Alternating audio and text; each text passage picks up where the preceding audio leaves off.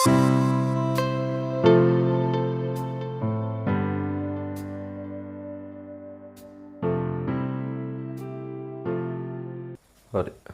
ආයුබෝවන් පුතාලා හැමෝටම.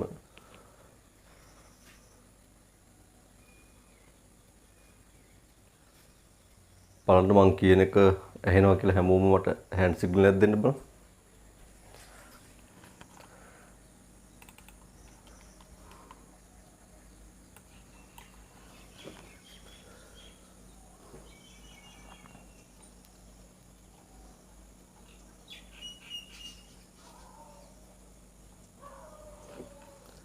හරි ගැටලුවක් නැහැ නේද?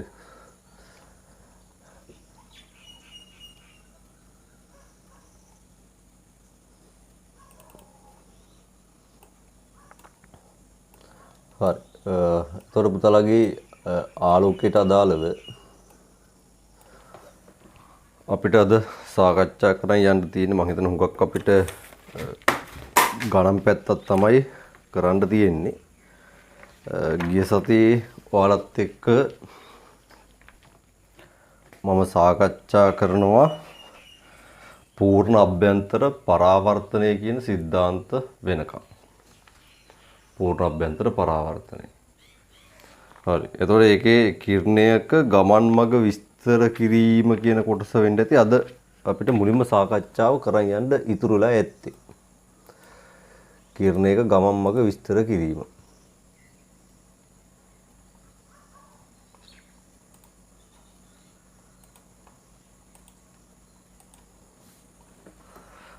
හරි.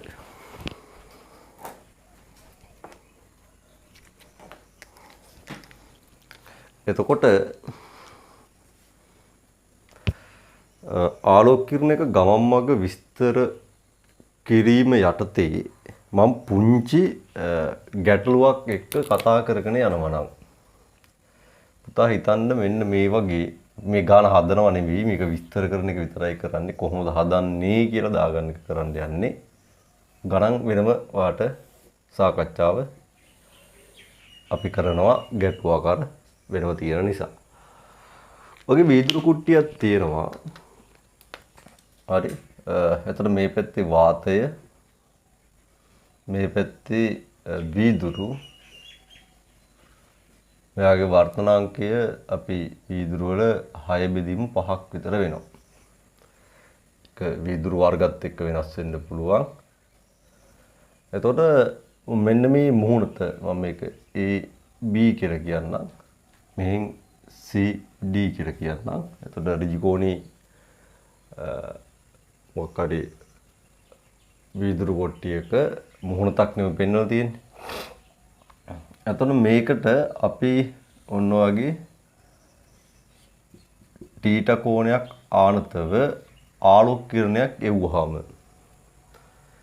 ඔයාගේ ප්‍රශ්න අහන්නවා මේ තීටා කෝණේ දීලා එයා මෙන්න මේ පුෂ්ඨයෙන් වර්තනය වෙයිද පරාවර්තනය වෙයිද?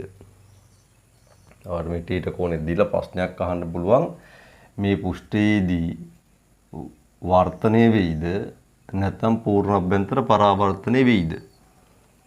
ඔය වගේ ගන්න කිරීමක් කරන්න කිව්වොත්. නැත්නම් ගමන් මඟ විස්තර කරන්න කියන්න පුළුවන්. එහෙම කිව්වොත් ඔයාලට මෙන්න මේ මුහුණත ටිකක් දිගයි කියලා වගේ දෙන්නත් පුළුවන්. නැත්නම් සිම්පල් ප්‍රශ්නයක් AC මුහුණතෙන් කිරණය නැවතරක් වාතයේ පැත්තට යයිද? ඒ කියන්නේ වර්තන වෙලා වාතයේ පැත්තට යයිද? නැත්නම් වීදුරු පැත්තට පූර්ණ අභ්‍යන්තර පරාවර්තන ලක් වේද? මෙන්න මේ කියන ගණනය කිරීම ඔයාලට කරන්න කිව්වොත්. ඔයා මොකද්ද කරන්නේ කියන එක තමයි දැන් බලන්න යන්නේ. හරි. එතකොට අපි හිතමුකෝ මේ කෝණය 30යි කියලා. මේ කෝණය දීලා තියෙනවා පුතාලට t ට සමානයි අංශක 30යි කියලා. එතකොට වගේ සීන් එක ඔබ මුලින්ම මේක වාතයේ ඉඳන් වීදුරු පැත්තට යනවා කියන්නේ ගහනතර මාධ්‍යයකට යන නිසා අභිලම්බයේ දෙසට නැමිනවා. ඔයා මේ කෝණය R හොයා ගන්න ඕන. ඒකට ඔබ මෙන්න මෙතන වර්තනය ඔබ ඔන්න මේක P ලක්ෂය කියලා ගත්ත හැකි P ලක්ෂය කියන තැන සිදු වර්තනයට ස්නේල් නියම භාවිතා කරන්න පුළුවන්. එතකොට ඒක සාමාන්‍ය වැඩක්. ඊට පස්සේ ඔබට එතනින් පස්සේ තමයි ගැටලුව මතුවෙන්න පටන් ගන්නෙ. ඔයාට තේරෙන්න ඇති මෙන්න මෙතනදී කිරණය යන්න හදන්නේ ගහනතර පැත්තේ නම් විරල පැත්තට. එතකොට ගහනතර පැත්තේ නම් විරල පැත්තට යන්න හදන කිරණයක පුතේ මෙන්න මෙතන පතන කෝණය මෙන්න මේ කෝණය ඔබ I හොයාගත්තොත් හරි අපි ඒක මෙතන Q කියන ලක්ෂයේ පතන කෝණය කියලා හිතමු. ඔය I ඔබ දන්නවා වීදුරු සහ වාතය කියන මාධ්‍ය සඳහා අවදි කෝණය C එක්ක කම්පයා කරොත්. ඒ වීදුරු සහ මෙතන මේ පැත්තේ තියෙන වාතය.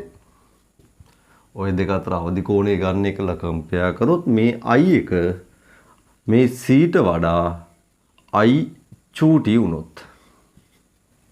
අපි මේ පැත්තට ගත්තොත් I කුඩා වෙනවා අවදි කෝණයට වඩා. එහෙම වුණොත් කිරණය අපිට කියන්න පුළුවන් AC පෘෂ්ඨයෙන් මොකද වෙන්නේ? වර්ධනය වෙනවා. ඔබට ගිය සතියේ මතකයි තියරි අවදි කෝණයට වඩා අඩු කෝණයකින් පතනය වුණොත් හරි අවදි කෝණයට වඩා අඩු කෝණයකින් පතනය වුණොත් කිරණය වර්ධනය වෙනවා. AC පෘෂ්ඨයෙන් වර්ධනය වෙයි. හැබැයි I කියන්නේ පතන කෝණය අවදි කෝණයට වඩා ලොකු වුණොත් ඒ කියන්නේ මෙතන අවදි කෝණයට වඩා මේ කෝණය ලොකුයි. එහෙම වුණොත් අපි කිව්වේ කිරණය AC පෘෂ්ඨයෙන් මොකද වෙන්නේ? පූර්ණ අභ්‍යන්තර පරාවර්තනයට ලක් වෙනවා. එහෙනම් ඔන්න ඔය තීරණය ගන්න වෙනවා අයට. එහෙනම් ඕකේ ගණනය කිරීම දැන් ඔයාලට බොහොම සිම්පල්ව පේනවා. කරන්න ඕන දේ වෙන්නේ මුලින්ම R හොයන්න වෙනවා. මොකද R හොයාගත්තොත් ඔයාලට මෙන්න මෙතන ගොඩ නැගෙන ඍජු කෝණී ත්‍රිකෝණයක් වෙනවනේ. මේක තිරසක්, මේක සිරසක්. එහෙනම් තිරසට ගහපු ලම්බක දෙකත් මෙතන හදන්නේ අංශක 90ක්නේ.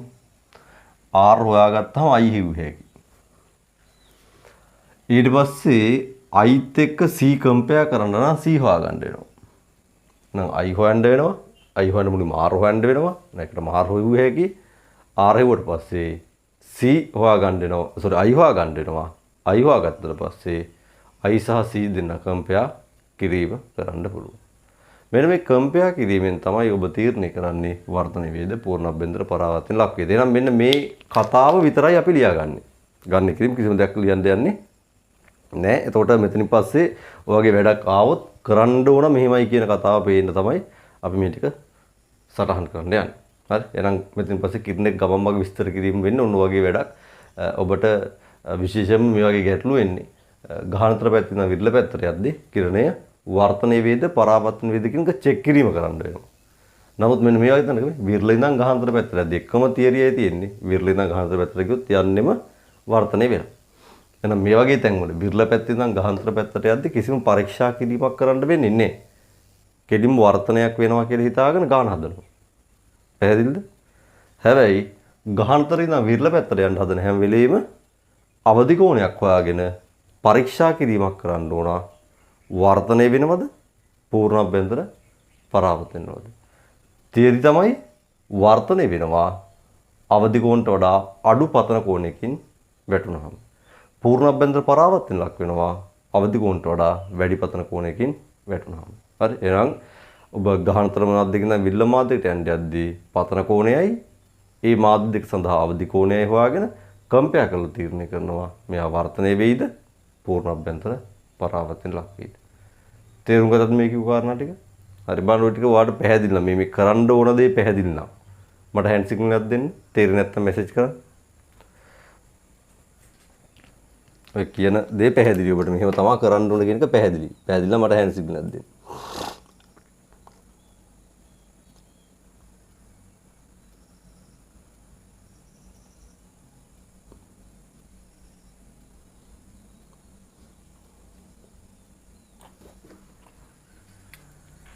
හරි. ගැටලුවක් නැහැ නේ. හරි. එහෙනම් පුතලගේ අපි පොඩි මේ එක්සැම්පල් එකක් විදිහට මේක දාගෙන පිටු අංක 5 ආලෝකයේ ටියුට් එක පිටු අංක 5 කිරණයක ගමන් මග විස්තර කිරීම. එතකොට ගැටලුව ලියා ගන්න වම් පැත්තේ ඉඩ දීලා තියෙන රූපය ඇඳ ගන්නයි ඔක්කොටම ඔයාලට මේක කොහොමද ගණනය කර යුත්තේ කියන පැහැදිලි කිරීම ලියා ගන්න දකුණු පැත්තේ ඉඩ මන් දීලා තියෙනවා. එහෙනම් පුතාලා වම් පැත්තේ ලියා ගන්න මෙහෙම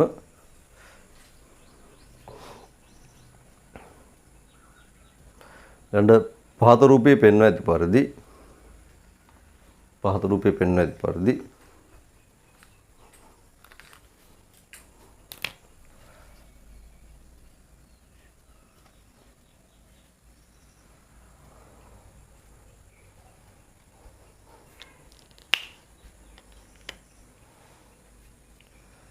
ඍජුකෝණාෂ්ටාකාර හරස්කඩක් සහිත වීදුරු කුට්ටියට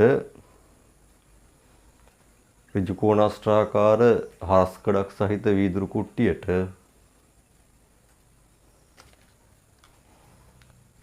ඍජුකෝණාෂ්ටාකාර හරස්කඩක් සහිත වීදුරු කුට්ටියට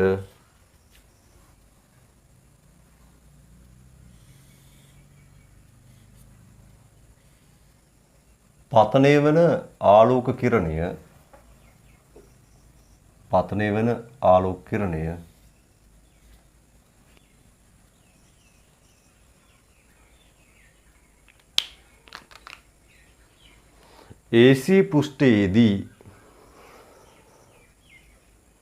AC පෘෂ්ඨයේදී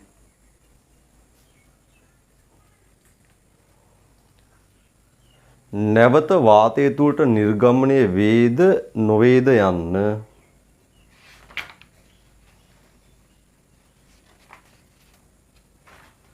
නැවත වාතය තුළට නිර්ගමනය වේද නොවේද යන්න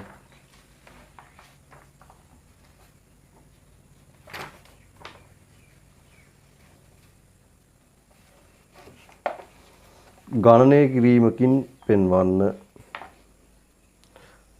කිරීමකින් පෙන්වන්න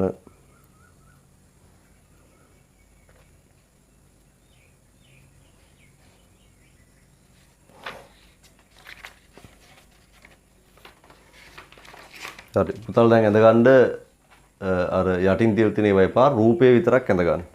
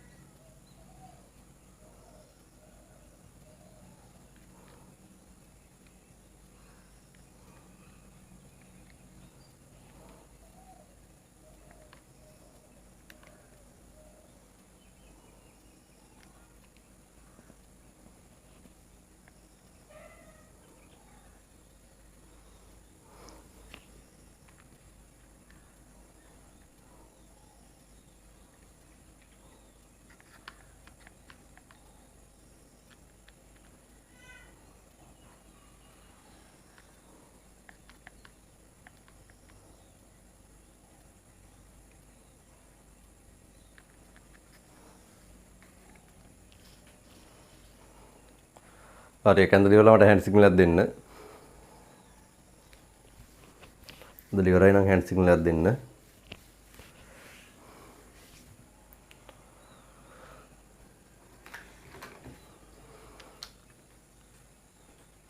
හරි.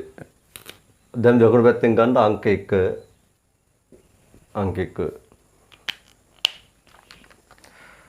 හරි. මෙහිදී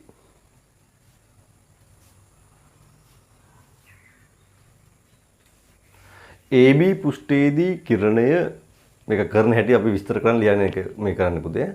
මෙහිදී AB පෘෂ්ඨයේදී කිරණය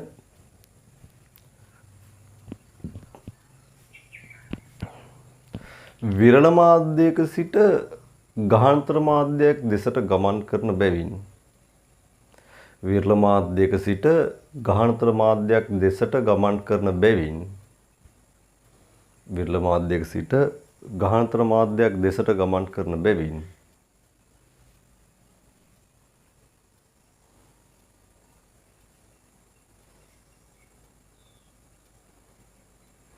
කිරණය වර්තනය වීම පමණක් සිදුවේ. කිරණය වර්තනය වීම පමණක් සිදුවේ. දැන් විදුලි ඉඳන් ගහන්තරට යද්දී කිසි ගැටලුවක් නැහැ, වර්තනයක් විතරයි අපිට දකින්න පුළුවන්. කිරණය වර්තනය වීම පමණක් සිදුවේ.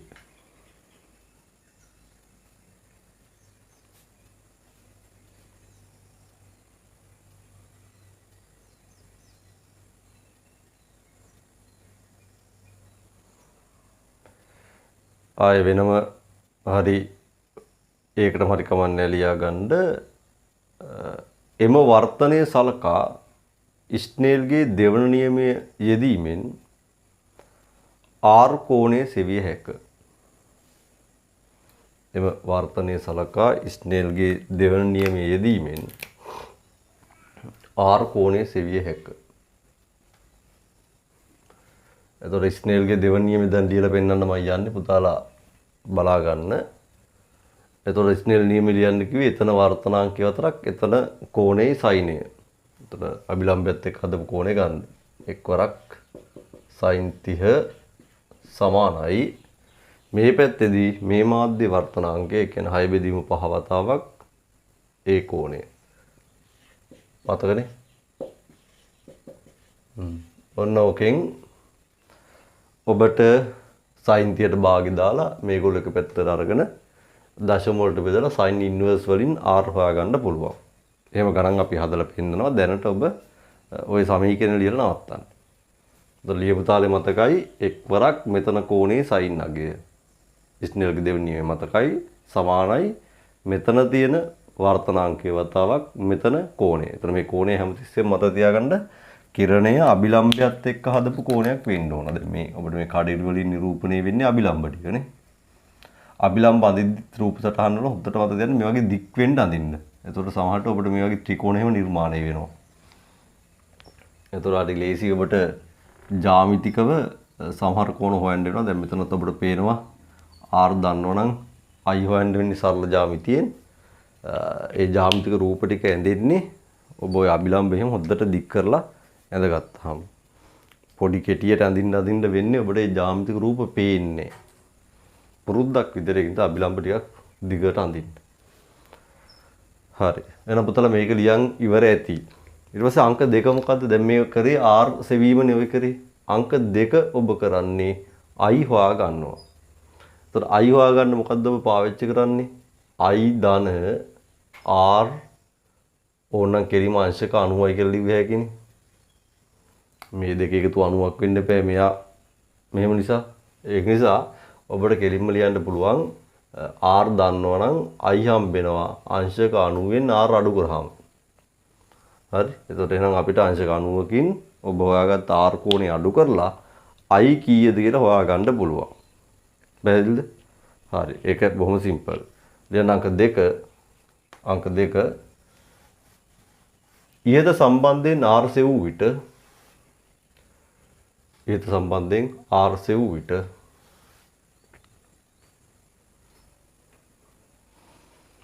AC පෘෂ්ඨයේ පතන කෝණය I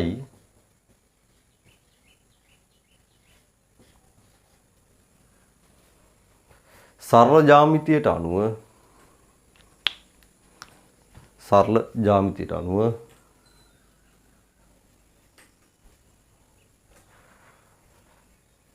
ලියන්න I සමානයි 90 ඍණ R මගින් ලැබෙන බව පැහැදිලි වේ.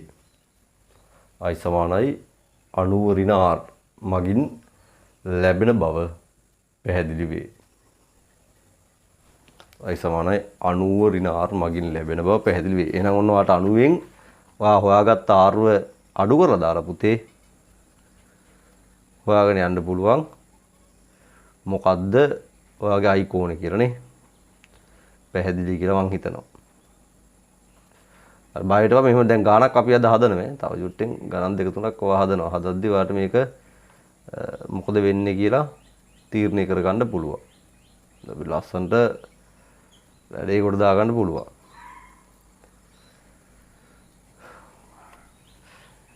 ඒ ටිකේ අවසానයි නම් මේක ඉවරනවා. දැන් I හොයාගත්තට පස්සේ අපි දන්නවා තුන්වෙනි පොයින්ට් එක අපි තරක ගන්න උනා AC පුෂ්ඨයේදී කිරණයට වෙන්න පුළුවන් ගමන් මාර්ග දෙකක් තියෙනවා. හේතුව AC පුෂ්ඨයේදී කිරණය යන්නේ ගහාන්තර ඉඳන් විරල පැත්තට. එහෙනම් ගහාන්තර ඉඳන් විරල පැත්තට යද්දී කිරණයට ඔප්ෂන් දෙකයි. එක්කෝ වර්තනය වෙන්නත් පුළුවන් නැත්නම් පූර්ණ අභ්‍යන්තර පරාවර්තනය වෙන්නත් පුළුවන්. ඒතර වෙන්නේ මොකද්ද කියලා චෙක් කරගන්න අවදි කෝණය හොයන්න වෙනවා. තේරෙනවද? එහෙනම් තුන්වෙනි ගණනය කිරීමෙන්නේ අවදි කෝණය සොයන එක අපි හේතු සහතුක සහිතව ලියමු. හරි ලියන්න තුන්වෙනි එක AC පෘෂ්ඨයේදී කිරණය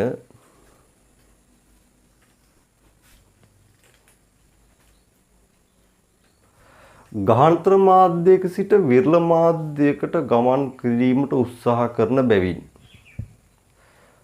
ගාහන්තර මාධ්‍යයක සිට විරල මාධ්‍යයකට ගමන් කිරීමට උත්සාහ කරන බැවින්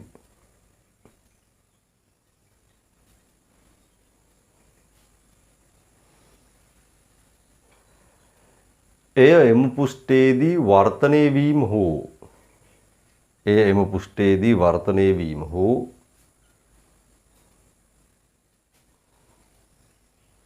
පූර්ණ අභ්‍යන්තර පරාවර්තනයට ලක්වීම.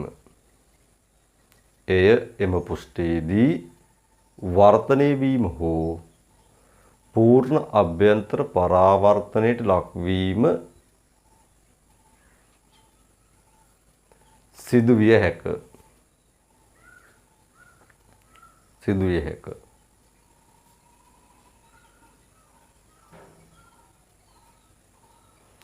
මෙය පරීක්ෂා කිරීමට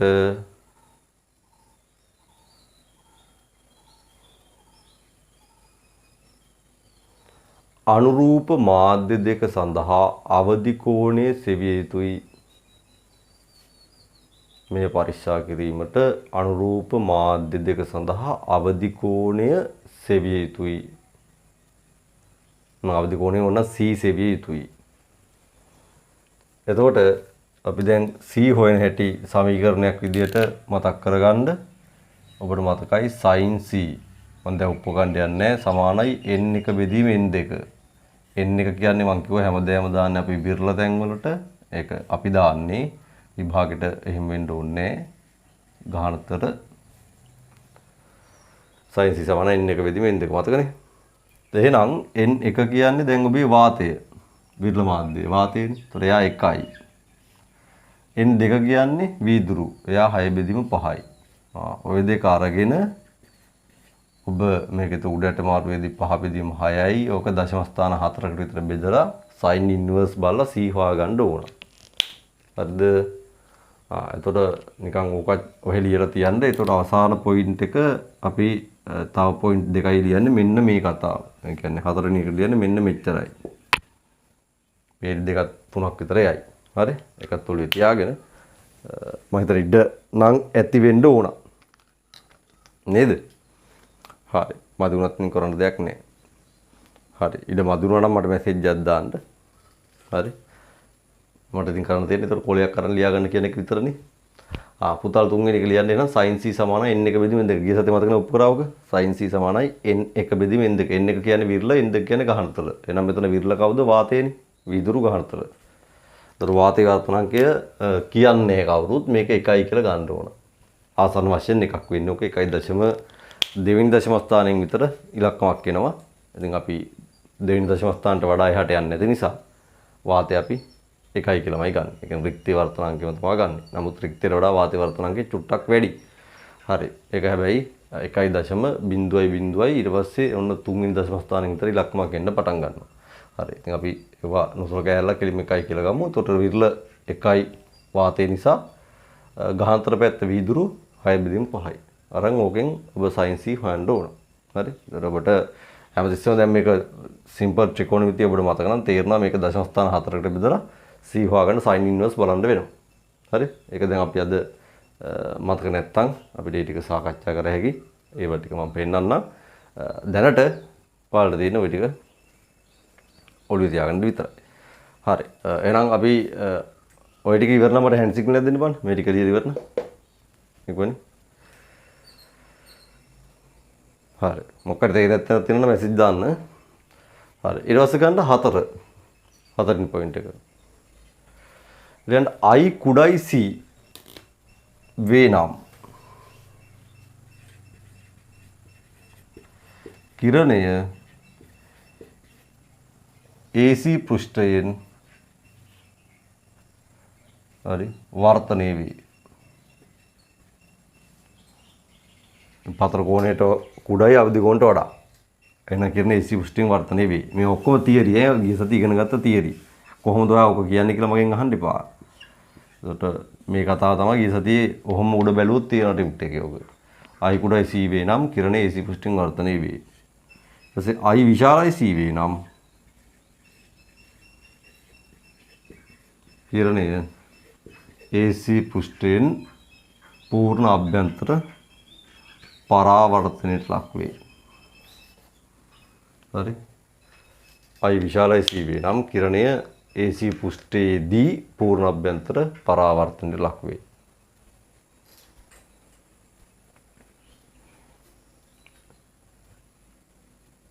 AC පෘෂ්ඨයේදී පූර්ණ අභ්‍යන්තර පරාවර්තනයට ලක් වේ.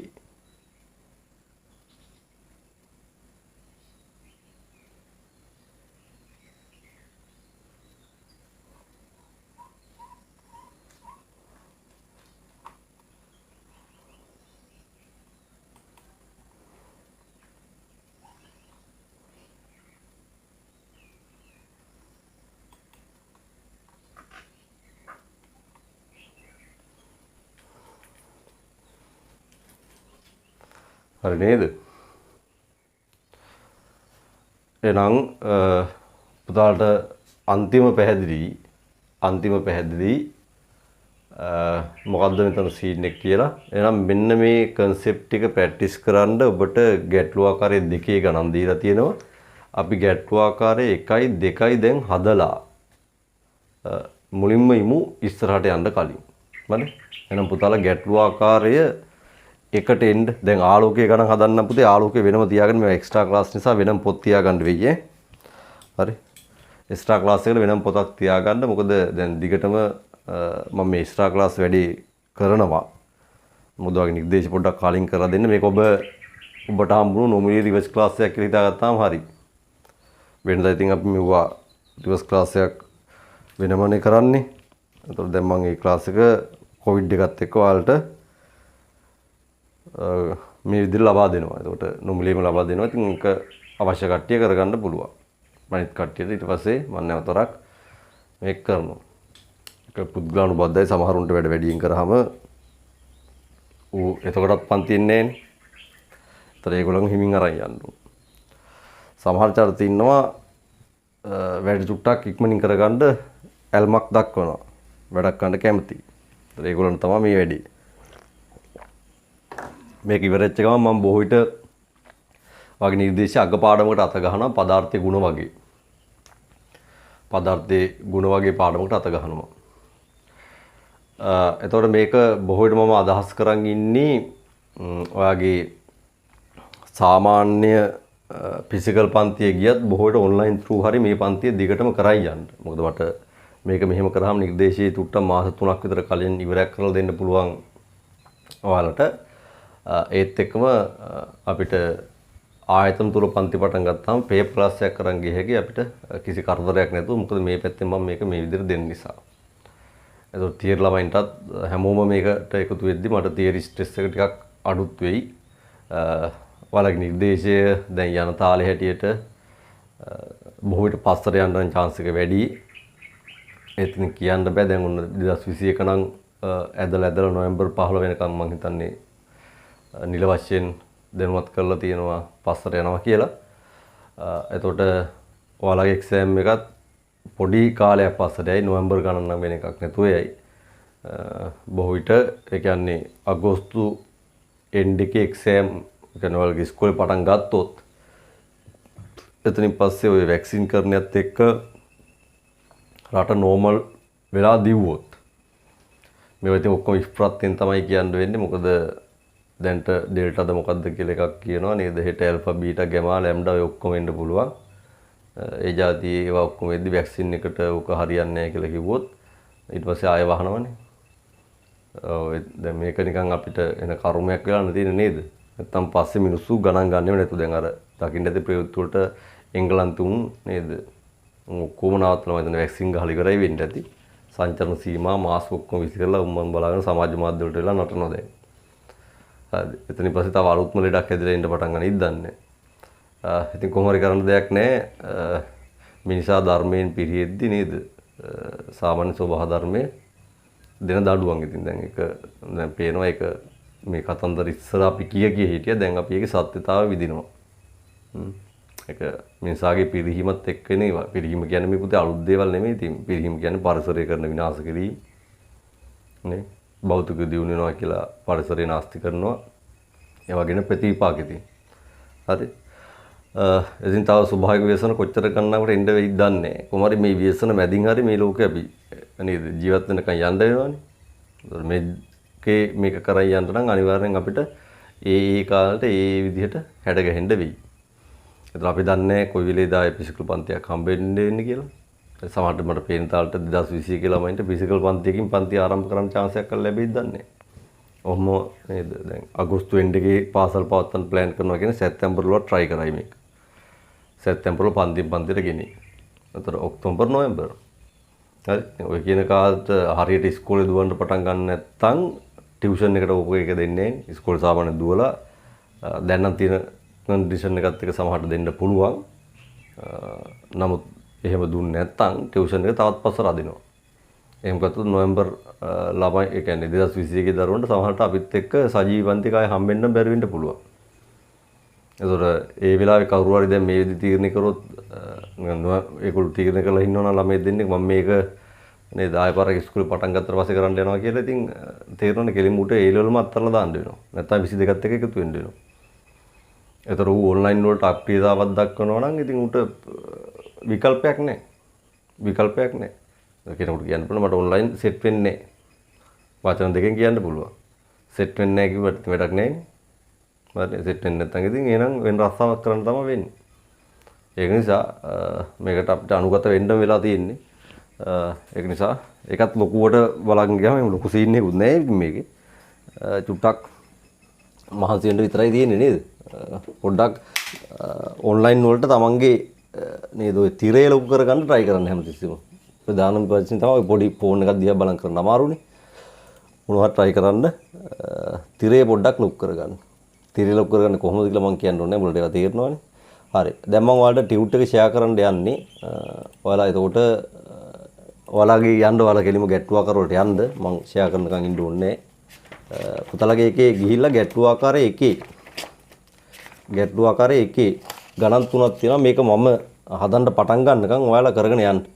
මම ස්ක්‍රීන් එක වල ෂෙයා කරුවට පස්සේ ආවත් පටන් ගන්නවා. හරි. ඔක්කොම පටන් ගමු. අද දැන් අපි ගණන් හදන එක තමයි මූලික අරමුණ මෙතන.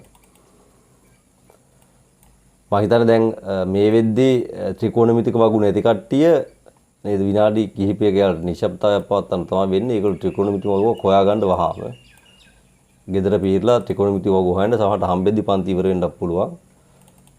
ඉක්මනින් එකක් හොයාගෙන අතට අරගෙන ඉඳ ගන්න. හරි. ඒතර ඔයාලා එන්න ඕන කිව්වේ මේ මෙතනට. ඔන්න ඕක. ගැටලුව ආර එක. හරි. දැන් මම කතා කරන්න යන්නේ මොන හරි ගැටලුවක් තියෙනවා මේ දක්වා සාකච්ඡා කරපු වගේ ඔබට නිදහස තියෙනවා ප්‍රශ්න අහන්න. ඒ අතර මම සාකච්ඡාව කන්ටිනියු කරන් යනවා. හරි. දැන් මම රූපයක් ඇඳ ගන්නකම් ඔබට ස්ක්‍රීන් එක ෂෙයා කරලා තියෙනවා. මේක වීඩියෝ ලෙසන් වලින් අධ්‍යයනය කරන පුතාලා එතකොට ඔයාලා කෙලින්ම ගිහිල්ලා ටියුට් එක වගේ අතේ තියෙනවා. ඒකේ ගැටලු ආකාරයේ එකේ පළවෙනි ගාන බලා ගන්න. හරි. පළවෙනි ගාන බලා ගන්න.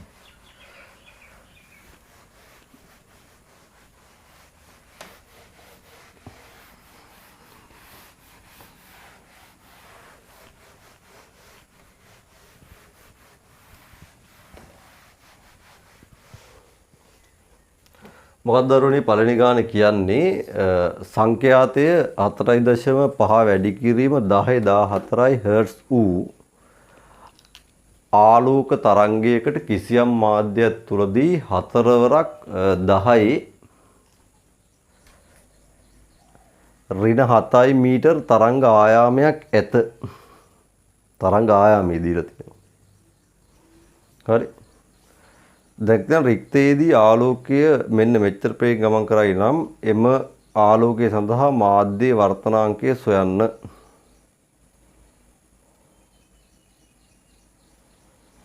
දැන් අතන ඔයාලට තේරෙනවා කිසියම් මාධ්‍යයක් තුලදී තරංගයේ ප්‍රවේගය දීලා නැතුව එයා ඒක හොයාගන්න දීලා තියෙන්නේ සංඛ්‍යාතයයි තරංග ආයාමයයි. දැන් අපි ගත්තොත් මේක රික්තය නම් හරි.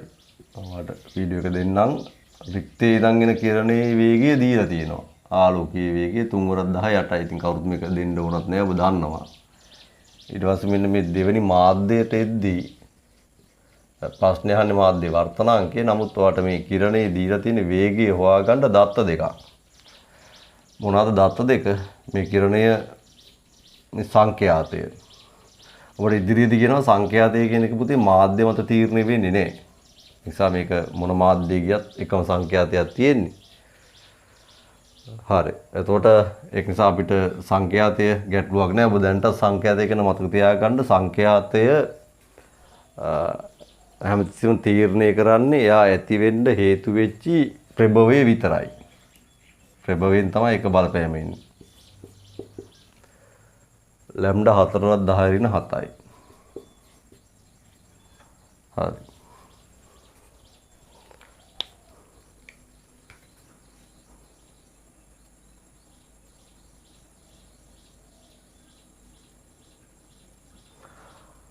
ඔයාගේ ගැටළු ආකාරය එකේ පුතේ දෙවෙනි ප්‍රශ්නේ වීදුරුවල වර්තනාංකය ඒක 6 මෙදීම 5 කරගන්න.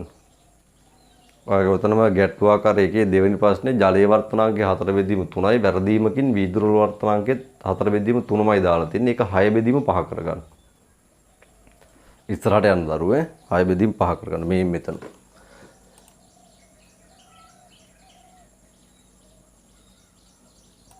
මෙන්න මෙයා කපලා දාලා 6 බෙදීම 5 කරගන්න. හරි. දැන් මම ඔයාලට ස්ක්‍රීන් එක අයින් කරලා බෝඩ් එකට එනවා. එතකොට ඔබට දැන් මෙතනදී තරංගයේ වේගය හොයාගන්න ඇත්තටම අපි තාම දෝන තරංග වල සමීකරණය උප්පු කරේ නැහැ. නමුත් ඔබ ඕලෙවල් වල දන්නවා මේක v = f λ නේ. v = f λ. ඉතින් ওই දෙක අරගෙන ඔබ මුලින්ම මාධ්‍ය තුලදී තරංගයේ වේගය හොයාගන්න. නැත්නම් අපිට පුළුවන් මේ සමීකරණෙම ගාන හදාන යන්නත්. ඒතර අපිට ලියන්න පුළුවන් අර්ධ දැක්වීමට අනුව වර්තනාංකය කියන්නේ n බෙදීම v. මෙයාට අනුව. එතකොට අපිට උත්තරයක් ගන්න හැකි c එහෙම තියෙද්දි v ට දානවා f λ. සංකේත වලින්ම යනවා. එතකොට c ට දැන් ආදේශ කර හැකි 3/10යි. f දානවා 4.5 වැඩි කිරීම 10/14යි. ලැම්ඩා 4 වරක් 10 ඍණ 7යි. පුතාට චුට්ටක් මේක සුළු කරගෙන ගියොත් මෙතනදී 3 ගොඩවල් වලට 1.5න් කැපුවොත් 3 ගොඩවල් මෙතන 2ක් එයි. මෙතන වාට 3ක් එයි. එතන මෙතන 2යි 4යි කපලා දැම්ම හැකි. ඒතකොට ඉලක්කම් වලින් 1ට 6ක් එන්න ඕන. මෙතන 10 ඍණ 7යි 10 ඍණ 10/14 තුනම 10/17ක් එනවා. මේකත් එක තුනම උඩට එක 10ක් උඩින් ඉතුරු වෙනවා. 10 බෙදීම 6 ඒවත් 5 බෙදීම 3යි. එතකොට මේක 1.6යි 6යි 1.6යි 7 කියලා අපි නවත්තුම් වර්තනාංකයට ඒකකයක් නැති නිසා අපිට ওই විදිහට තියාගෙන ඉන්න පුළුවන්. හරි. සෝරි මම හිතනවා ඔයාලා වහගෙන කරලා තියෙන්නේ. හරි. එතකොට c ට ආදේශ කරා f λ ආදේශ කරා. එතකොට පුතාලට මෙතනදී කැපිය හැකි 3යි 4.5යි 1.5 ගොඩවල් වලින්. එතකොට මෙතන 1.5 ගොඩවල් 2යි මෙතන 1.5 ගොඩවල් 3යි. මේ 2යි 4යි කපලා ගියාට පස්සේ පුතාට මෙතන එන 2යි දෙවරක් 3 6යි. මේ දෙන්න සුළු වුණාම 10/17යි මේකත් එක්ක සුළු වුණාම උඩින් 10ක් ඉතුරුයි. ඒක සමම මෙතන 10 බෙදීම 6 කියලායි ගත්තේ. ඒක උඩටයි දෙකෙන් කැපුණු 5 බෙදීම 3යි අපි 5ට 3ට බෙදුවම 1.6යි 7ක් විතර වලට එනවා. පැහැදිලි නේද ඒක? හරි. එතකොට මම හිතනවා ඒකේ ඔයාලට ඇති දෙයක් නෑ තනි සමීකරණ භාවිතයක් තියෙන්නේ. එඩිට් කරගන්න පුළුවන්. නැවත වතාවක් අපි එයාගේ දෙවෙනි ගාන මම ස්ක්‍රීන් එක ෂෙයා කරන්න නැතුව ඉන්නම් ඔයාලා ගාන දැක්කා ජලය සහ වීදුරු වර්තනාංක පිළිවෙලින් 4 බෙදීම 3 හා මම ඊට පස්සේ හදා ගන්න කිව්වා 6 බෙදීම 5 වේ වීදුරු වලට සාපේක්ෂව ජලයේ වර්තනාංකය වන්නේ හරි එතකොට දැන් අන්න ඔය සාපේක්ෂ වර්තනාංකය දින හැටි ඔබට මතක් වෙන්න ඕන මේකෙදි වීදුරු වලට සාපේක්ෂව කිව්වොත් ඔබ දන්නවා සාපේක්ෂ එකකින් බෙදන්න ඕන වීදුරු වර්තනාංකය දැන් අපිට මතකයි එකට සාපේක්ෂව එක මාධ්‍යයට සාපේක්ෂව දෙක මාධ්‍ය වර්තනාංක කිව්වේ n2 බෙදීම n1 සාපේක්ෂ එකකින් බෙදන්න ඕන. ගිහින් බලන්න අර්ථ දැකීම මතක නැත්තම්. හරි. ඉතින් ඒක ඔලුවට අරගෙන කරගෙන යන්න. හරි. කරගෙන යන්න. එතකොට මේක ඔබ අවසానයි කියලා මම හිතනවා.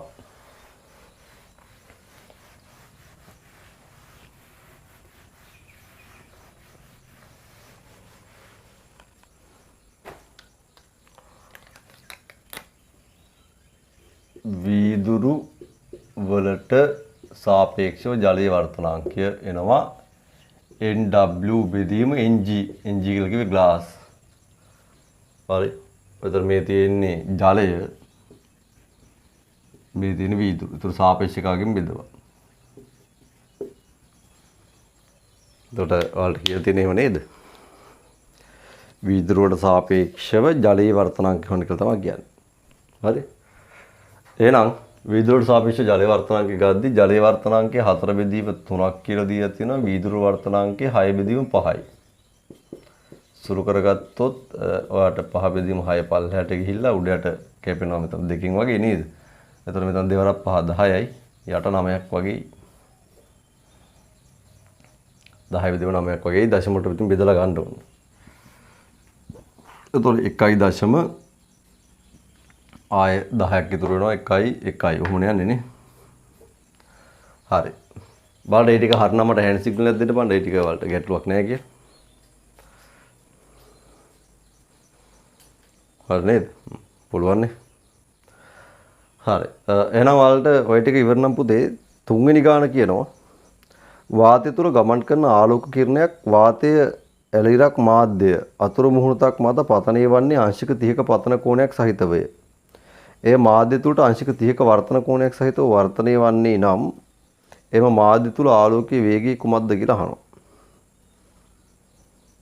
ඊපස්සේ කියනවා එතනදී වාතය තුල ආලෝකයේ වේගය c වේ කියලා දීලා තියෙනවා. උත්තරේ c ඇසුරින් තමයි ගණනය කිරීම කරන්න වෙන්නේ.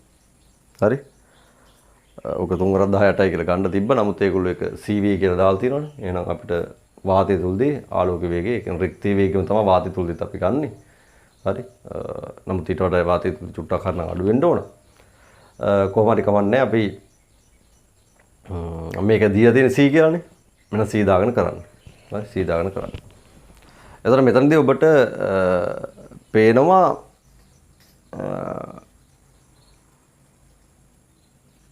කල්පනාකාරීව කරන්න වෙයි. මොකද කෝණ දීලා තියෙන නිසා ඔයාලට ස්නේල් නියමයේ පාවිච්චි කර හැකි. හැබැයි වර්තනාංක අතර අනුපාතයේ ප්‍රවේග වලට ගන්න වෙනවා. දාන්නේ වේගයන් අන්තිමේදී. හරි ඔබට මතක නම් සාපේක්ෂ වර්තනාංකයේ මතක ඇති මාධ්‍ය දෙකක තරංග වේගයන් වල අනුපාතයක් විතර ලියන්න පුරුදු වුණා. හරි අපිට ඒ concept එක ප්‍රයෝගික කරගන්න වෙනවා මෙතනදී. ටිකක් කල්පනා කරලා බලන්නකෝ. හරි. අපි මෙහෙම වෙන් කරගත්තොත් රූපේ මේ පැත්තෙන් අඳින්නම්කෝ.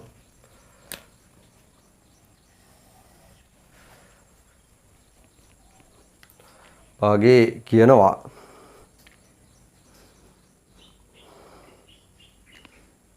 වාතය තුල ගමන් කරන ආලෝක කිරණයක්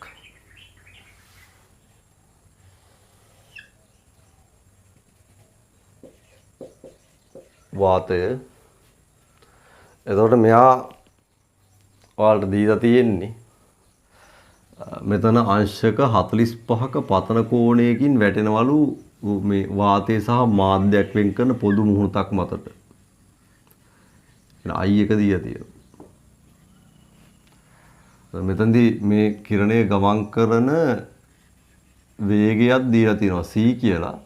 වර්තනාංකයේ වාතේ n1 කියලා හිතමු. ඊට පස්සේ මෙයා වාට පෙන්නලා තියෙනවා අංශක 30ක කෝණයකට හැරෙනවලු 30ක වර්තන කෝණයක් කියන විදිහට හැරෙනවලු මේ මාධ්‍යයේදී වේගය අහනවා. එතකොට මෙතන මාධ්‍ය වර්තනාංකය n2 කියලා උනන් ලියාගමු.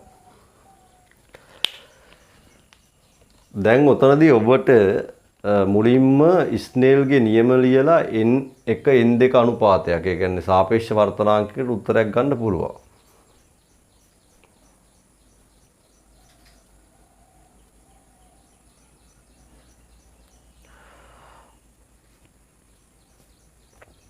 හරි. එතකොට ඔබට මෙතනදී ස්නේල්ගේ නියමයේ පාවිච්චි කරලා වර්තනාංක අතර අනුපාතයක් ගන්න පුළුවන්. ඊට පස්සේ වර්තනාංක අතර අනුපාතය ඔබට වේග අතර අනුපාතයකට ලියන්න පුළුවන්. මම ඒකින්ද මුලින්ම කරන්නේ n සමානයි c බෙදීම v ට අනුව මෙයාට අනුව මම ලියනවා n2 බෙදීම n1 සමානයි මේ c කැපෙනවනේ පුතේ. ඒ කියන්නේ මේ සමීකරණය ඔබ වාතයට දැම්මහමයි ඊට පස්සේ මේ මාධ්‍යයට දැම්මහමයි. එතකොට මම මෙතන v1 තමයි මේ c කියලා දිය දින කියලා ගන්නම් ඈ. නැත්නම් අලීකට පාටල ගන්නවා මේක. එතකොට දැන් වාතය කියන්නේ මාධ්‍යයක් විතර හිතලා යන්නේ. රික්තේ නවන වෙනත් මාධ්‍යයක්. හරි? එතකොට මේ සමීකරණය ඔබ දන්නවා අපිට මාධ්‍ය දෙකක් සලකලා ලියුවොත් මෙයාට අනුව මාධ්‍ය දෙකක් සලකා ලියුවොත් n2 බෙදීම n1 විදියට අනුපාතයක් ගන්න පුළුවන්. ඒ කියන්නේ වර්තනාංක අතර අනුපාතයක් ලියන්න පුළුවන්. c කැපිලා වේග අතර අනුපාතයක් වෙනවා උඩට මාරු වෙලා. තමයි මේ වේගය v2 කියලා කියන්නම්කෝ. හරි? එතකොට මේක උඩට මාරු වෙලා ලියවෙන්න ඕන. v2 පල්ලෙහාට ගිහින් v1 උඩට එන්න ඕන. පැහැදිලිද ඔය ටික? මේක ඔබ ඉගෙන ගත්ත සමීකරණයක්. හරි. දැන් ඔක කොහොමද තියාගමු. මේකේ ඔබ මේ v1ට උන ආදේශ කරගෙන මෙයා c. ඒතර බෙදීම v2. ඒතර මේක දන්නවා මේක අහනවා. ඔය විදිහට ඔහොම තියාගන්න.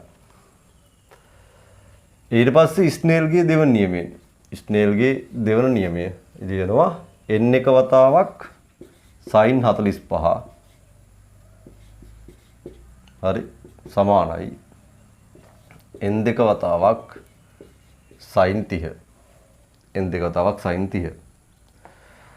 එතකොට ඔතනින් n2 බෙදීම n1කට උත්තරයක් හදාගත්ත හැකි පුතාට ඔයාලට ඔහොම ආදේශ කරලා හරි කමන්නේ. n1 වතාවක් sin 45 කියන්නේ එකට මූල 2යි n2 sin 30 කියන්නේ භාගයයි.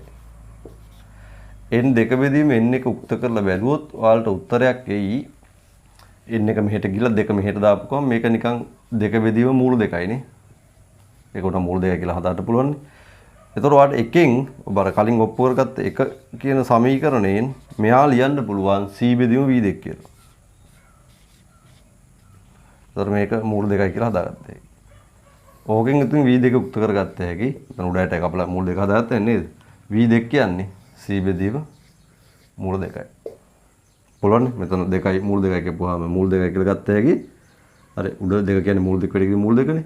දෙන්නේ කපලා දැම්ම මූල 2ක් එනවා. v2 මෙහෙර දාලා මූල 2 මෙහෙර දැම්මම v2 ට උත්තරයක් එනවා c බෙදීම මූල 2යි.